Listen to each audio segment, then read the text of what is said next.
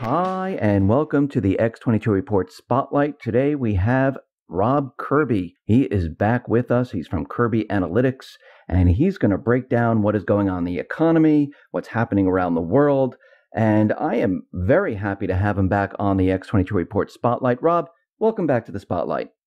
Pleasure to be with you again, Dave. Hey, Rob, thanks for being here. And I wanted to start off with gold. And we saw about a week and a half ago, gold was brought down from 1,300 and change down to 1,200 or so. And from your contacts, from your insiders, I wanted to know, what information are you getting from these people of why gold was brought down? Was there a reason, and how did they do it? Well, gold price reduction was achieved through dumping of futures contracts on the COMEX exchange. Notice that these takedowns in the gold price typically happen during New York trading hours, and the COMEX tends to be one of the preferred venues to achieve such things.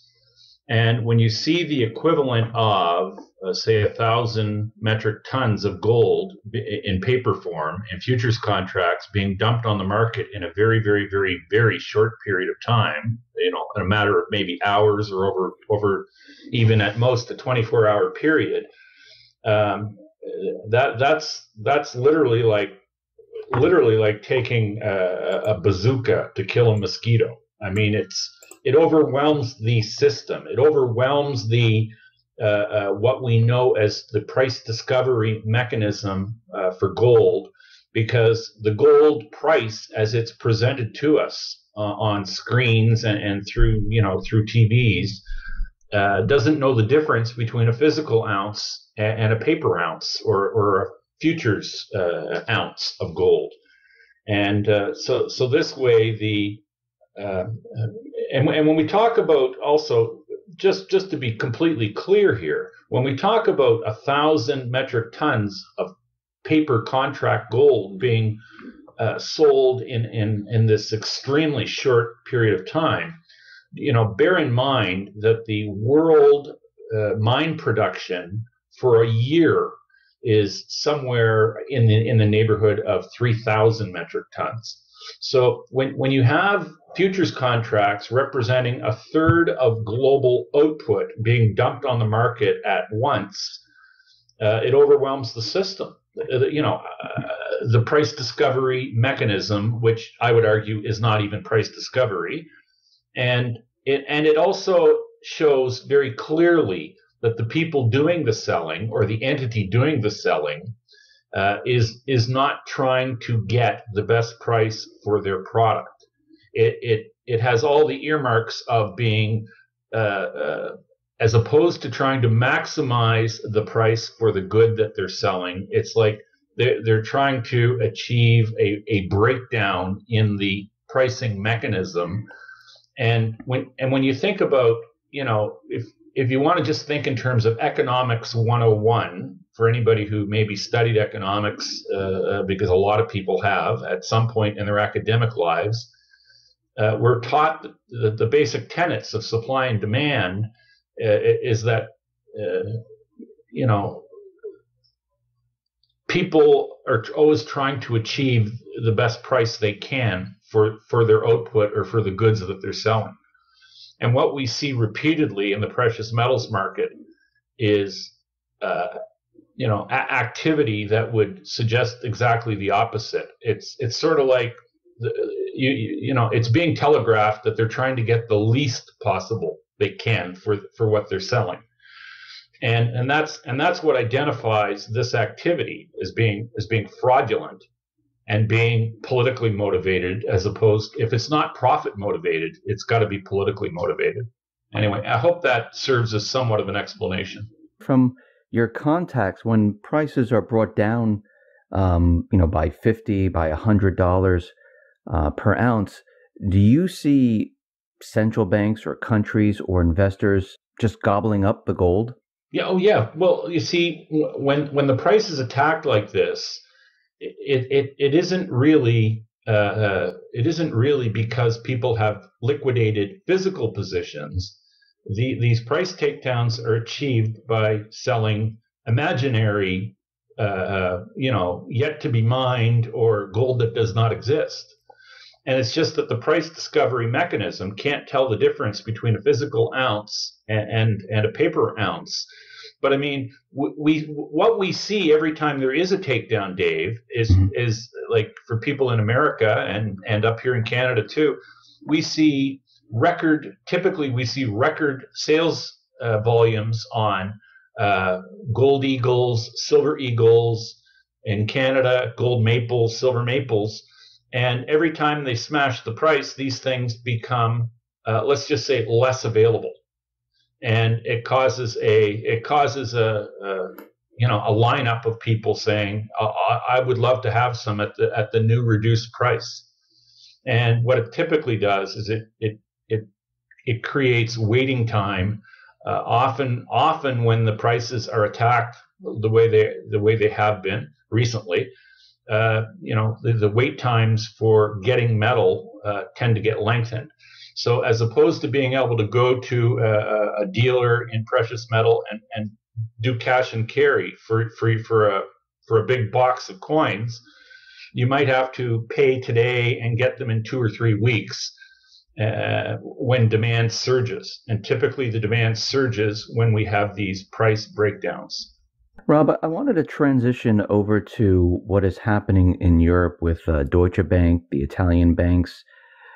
Right now, I mean, we see what is happening where Deutsche Bank is in trouble. Do you think the central bankers are right now, are they in crisis mode? I believe they are. But I would suggest this with regard to Deutsche Bank. Mm-hmm. The difference between Deutsche Bank and, say, JP Morgan Chase is, in my view, who they report to.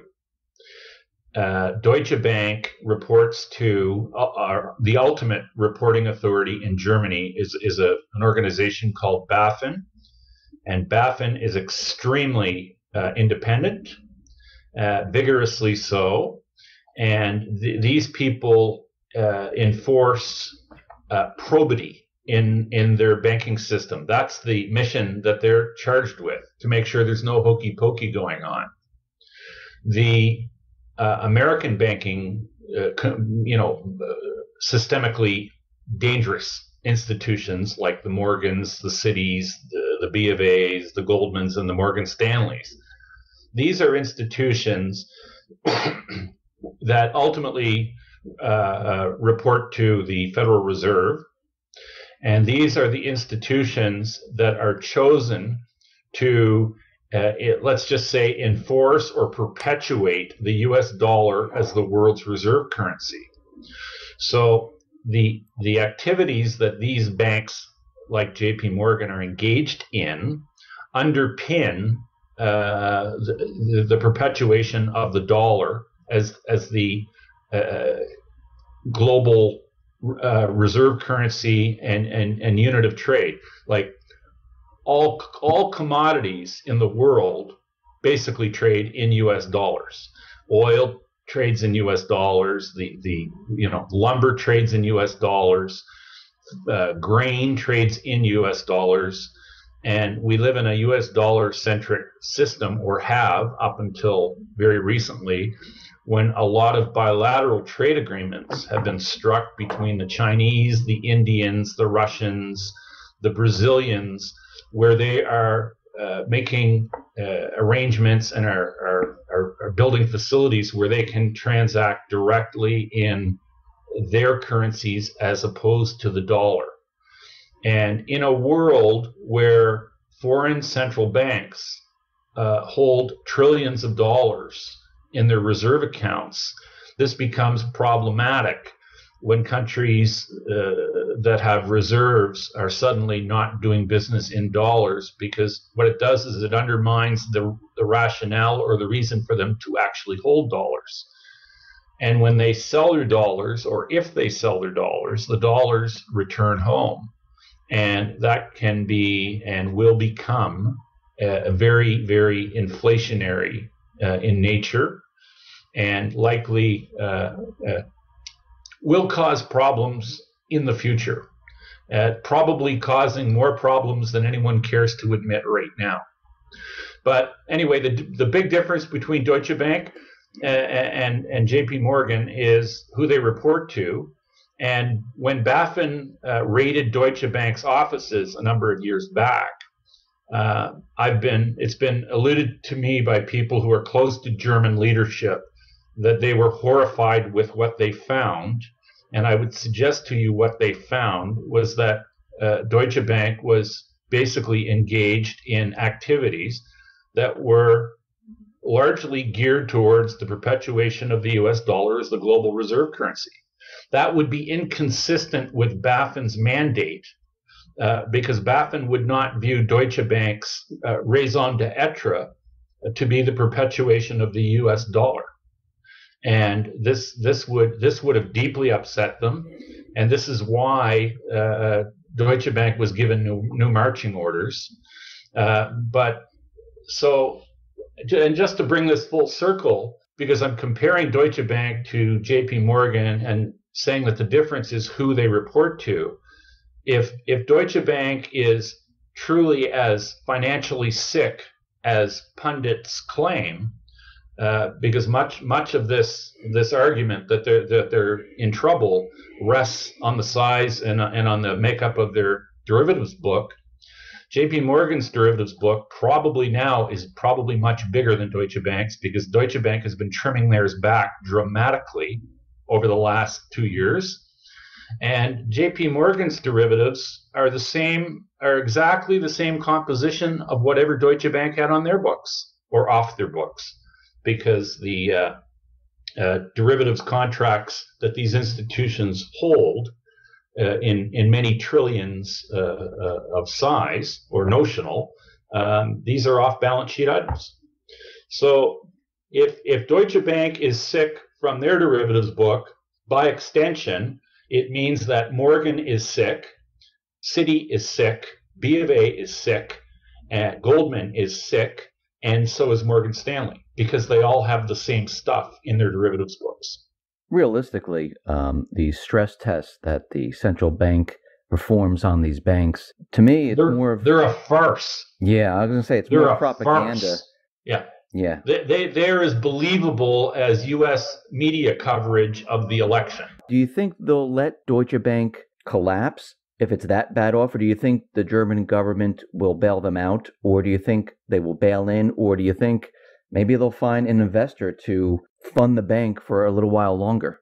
Well, the way I view it is that if the globalists have determined that the financial system or the financial edifice is not robust enough to continue in its current form, they may very well initiate a collapse of Deutsche Bank, and this way they can blame the Germans. And that is sort of a recurring thing with the globalists. I mean, the Second World War was blamed on the Germans. The First World War was blamed on the Germans, which brought on the reparations, which set the stage for the Second World War. And now here we are, we've got a German bank being effectively demonized in the Western press. And I would say the reality of what's occurring with Deutsche Bank is they're being brought to heel by regulators actually acting in a responsible fashion. You see, and the reason this doesn't happen to the American banks is that the Federal Reserve views the American banks as the muscle to perpetuate the dollar. So their worldview is much different than German regulators. And would they use a Deutsche Bank? There was a saying by a famous American politician, someone very close to the presidency, who said they never like to let a good crisis go to waste, or a good calamity go to waste. So the globalists are very, very ruthless in using these calamities as to achieve greater and bigger things. So would I put it past them to collapse Deutsche Bank, as a scapegoat, and to try and hopefully, create a pile of ashes that they can, then resurrect something new, more to their liking from the carnage. Quite possible. But I mean, if Deutsche Bank is sick and bad, you know that there's a host of others that are in the same boat. If they do allow Deutsche Bank to crash, what effect does it have on other banks and U.S. banks, Canadian banks, Australian banks, UK banks? What would happen? My view is we'd have a systemic.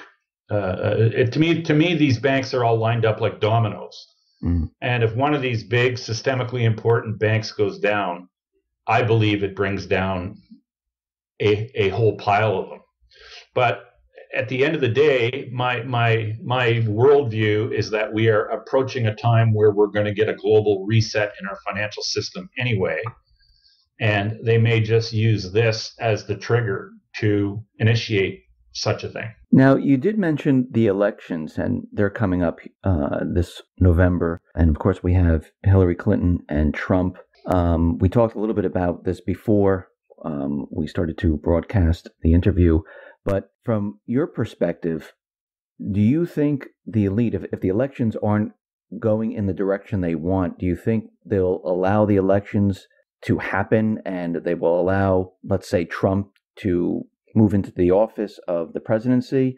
Or do you think they have something else up their sleeves? To begin with, I put nothing past the globalist entity. The election in America, in a nutshell, to me, is a referendum on globalism, whether Americans are going to stand, for being run by globalists, or whether America is going to stand for, its own nationalist self-interest.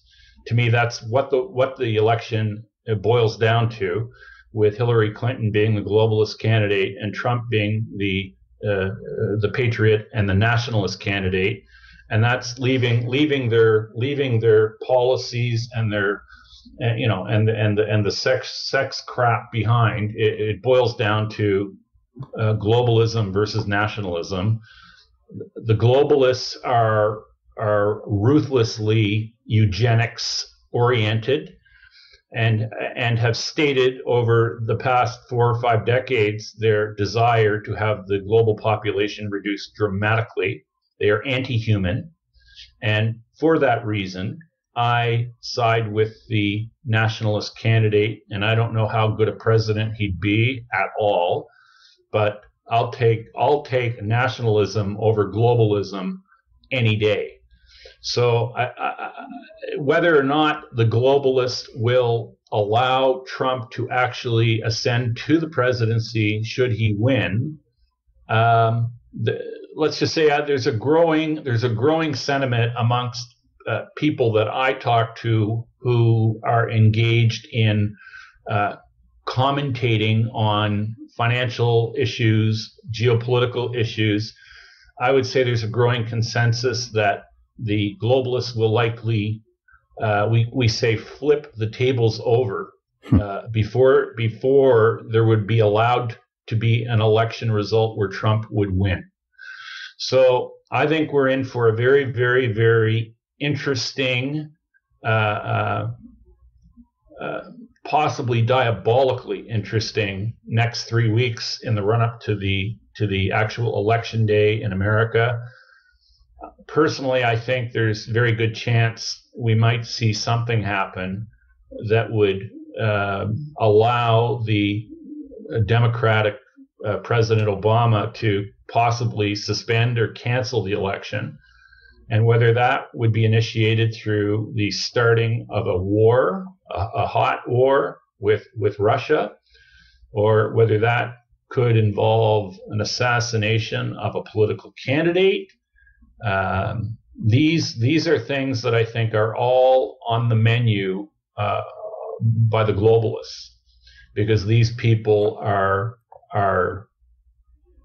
they're lecherous. They are lecherous, dangerous people, and they are probably the worst threat humanity has ever experienced in recorded history. And these people will stop at nothing to achieve their means, and they are very, very dangerous. And I put nothing past them at all. So I think we're in for an extremely interesting next 3 weeks. It's an amazing time to be alive with what is going on in our space. It really feels like we have a perfect storm heading our way. I mean, we have the elections coming up. We have the economy deteriorating, not just in the United States, but throughout the world. All the private Western Central Bank countries, they're deteriorating very, very quickly. We have DHS making sure that nothing happens to the election system. And then we have word that Obama is going to instruct the CIA to pick out targets in Russia to cyber attack. From your viewpoint, where do you think we are headed with that? If there is some type of cyber attack where the United States attacks Russia, what do you think Russia's next move would be?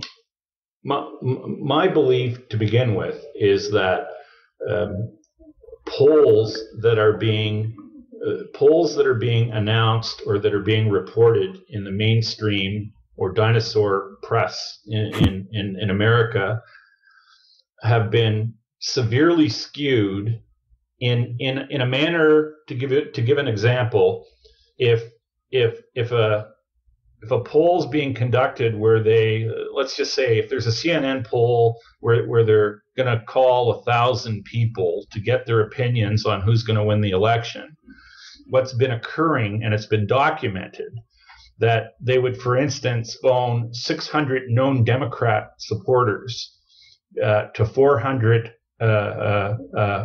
let's just say, random people who may be Republican, Democrat, or other. And then on the basis of them doing that 1,000 person poll or sample, they'll make a pronouncement that, Hillary's ahead by 10 points. Well, if you phone known Democrats to get your poll results, you're going to have a Democrat in the lead of any such poll. This is what's being done, and it's a travesty. It's purposeful disinformation on the part of all the mainstream outlets in America, who are completely in the tank for the Democratic candidate Hillary Clinton, and it's completely the opposite to what the fiduciary duty of a supposed free press. Supposed free press is charged with in a democratic society is charged with doing honest investigative journalism and reporting real news. But what we're being fed is so ridiculously biased, and they're so clearly in the tank for the Democrats that that's a complete and utter joke. So, we're not being fed good information. The reason for this is the media is completely owned by the globalists, and I mean that is literally the result of 4 or 5 major corporations owning the media, and the concentration of media in such few hands. It becomes a very easy job for globalist-minded entities to, have their way with them, through bribes, threats, or otherwise. And this is what we're seeing, and it's very, very sad and quite disturbing to see this. And whether these people are going to ever allow Trump to win the day, I don't see it happening. If I was a globalist, I would do whatever was required to make sure that result didn't happen. And I think what we're likely to see in the next 3 weeks will be earth shaking and earth moving, and likely alters the course of humanity in a very, very substantial way. Are you talking about war? Yes, I'm talking about war. I'm talking about, you know, quite possibly the suspension of the Constitution in America, martial law, or maybe a big nuclear war that makes all of this moot. Now, why would they do this? Why would they push war? I mean, they know if we move towards war and we actually have war and we end up with nuclear war, they know that, you know, people are going to die. Yeah.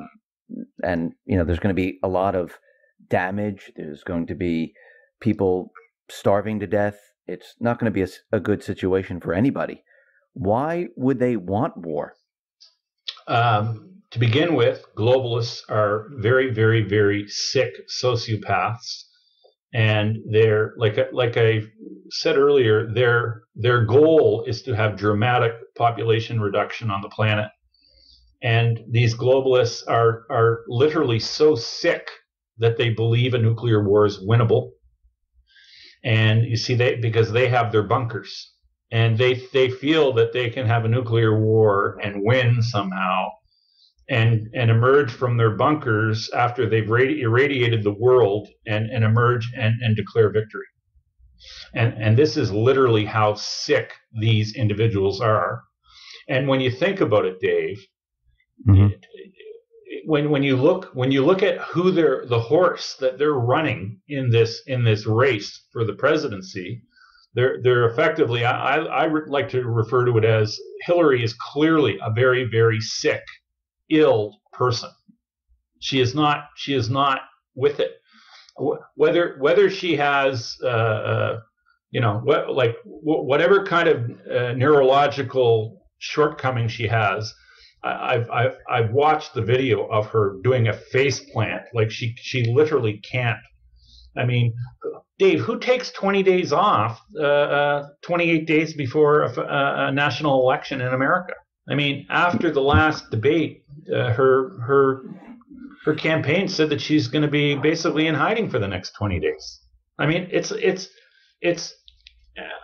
unbelievable. It's without precedent. It's never occurred before. And I mean, she has one foot in the glue factory already. This is a person who is not well. I mean, just for her, from the standpoint of her own health, why are they running this person? This person is not fit to take office, and just physically isn't up to the challenge.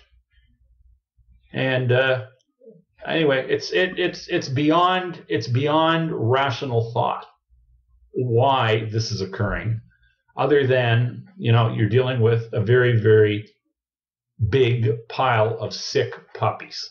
And I don't know what else to say. It's shameful. It's beyond shameful. Do you think everything that they're doing right now is to cover up everything the governments, the central banks have been doing for the last 50, 60, 100 years? Because like you said earlier, the dollar is at its end. The dollar will be coming back to the United States. The petrodollar system in the Middle East is completely just at its end game right now. And what we're seeing is that everything is just starting to deteriorate, crumble, and it looks like the only alternative they have to cover up everything that they've done is to have war. And especially if they don't get their candidate into the White House, they're like pretty much done. And well, I mean, it was the last debate where Trump basically gave Hillary, the walking directions of what's going to occur if and when he becomes president. He said, you're going to be investigated and you're going to jail. So, like, Hillary's all in because she has to be. So from a Hillary, from a very sick individual's perspective, she's done no matter what happens. Like, she's done if they have, or you can say humanity's done if we have a war, but she doesn't care because she's done if she loses. So when people are in a position, especially people who are in positions of extreme power, and they're confronted with a no-win situation, they might behave in a way that wouldn't be very responsible. And that's, we're seeing the groundwork being laid for these people to conduct and act in very irresponsible ways. And, hopefully the good people in the U.S. military won't allow these sick individuals to, bring about the undoing of mankind. From everything that you've been looking at, what would you give the time frame of when all of this would happen, when the economy would completely collapse, war would happen?